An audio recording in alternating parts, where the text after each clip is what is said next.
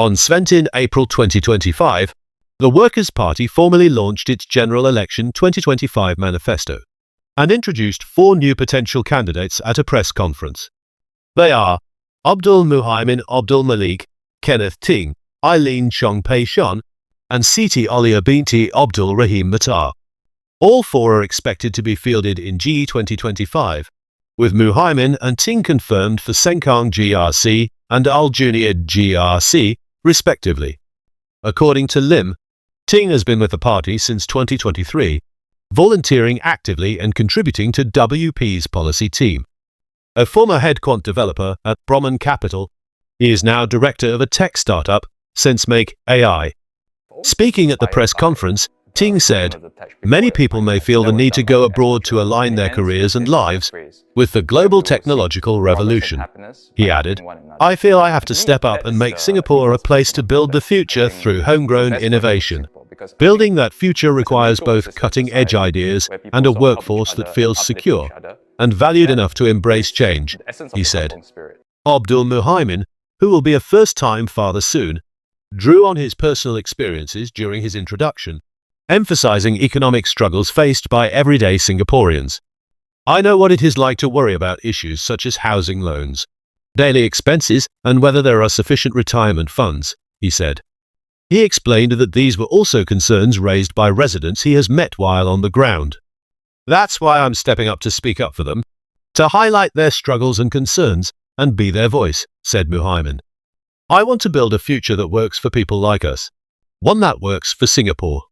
Another new candidate, Siti Alia, works as legal counsel in a multinational company and joined the WP as a volunteer nearly a year ago. She spoke in both Malay and English during her introduction and shared her desire to see more representation in Parliament. She identified herself as part of the sandwich generation, juggling the responsibilities of raising her 3 children while caring for her elderly father. Her main concerns include the rising cost of living and the affordability of housing board flats for future generations. She also expressed a wish to champion better support for older citizens, especially in managing the cost of chronic illness treatments. Eileen Chong, the 4th potential candidate, currently works in the social impact sector with the Asia Philanthropy Circle. Her focus areas include early childhood development, youth mental health, and education. A former diplomat, Chong has served with the Ministry of Foreign Affairs, working on relations with countries such as China and Thailand, and was stationed at the Singapore Embassy in Beijing. Chong joined WP in the latter half of 2024 as a volunteer. Explaining her motivation for entering politics, she stated, "I care deeply about Singapore's tomorrow." She added that she hoped to bring more kindness, empathy, and openness into Parliament if elected.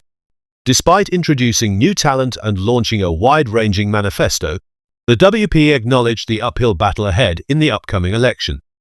Singh, responding to questions during the press conference, conceded that the party will not be able to meet its medium-term goal of securing 1/3 of parliamentary seats in G2025. "We will not be able to meet that 1/3 number of candidates to fill 1/3 of Parliament opposition MPs," Singh admitted. He further stressed that every general election poses a significant challenge for any opposition party.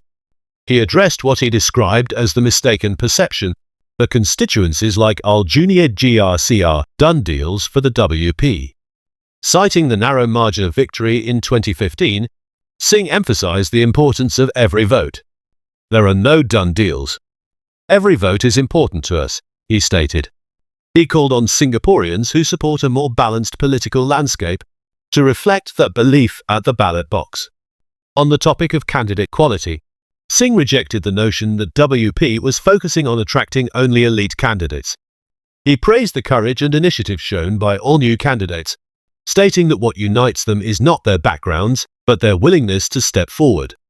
"The real strength that the new candidates have is their courage and gumption to walk through the door," he said. He also described WP's candidate slate as a broad church, representing Singaporeans from various walks of life, whose collective aim is to amplify diverse perspectives in Parliament. Funding, Singh noted, continues to be a persistent issue for the party, especially in the current climate of rising living costs. The party recently issued a public appeal for donations to sustain its efforts, and to remain a credible, responsible, and constructive voice for Singaporeans. At the previous general election in 2020, WP fielded 21 candidates, fewer than the 28 it ran in 2015. During GE2020, it contested constituencies located in the east and northeast, including Aokang and Punggol West SMCs and Sengkang, Aljunied East Coast, and Marine Parade GRCs. The party retained Aokang SMC and Aljunied GRC with increased margins, and made gains in Sengkang GRC, where it secured 4 new seats. With GE2025 approaching, the WP is expected to maintain its eastern strategy. WP may contest the newly created Punggol GRC, and could also return to its long-standing base in Tampines. However, no specific confirmation of the constituencies it plans to contest was made at the Sventin April press conference.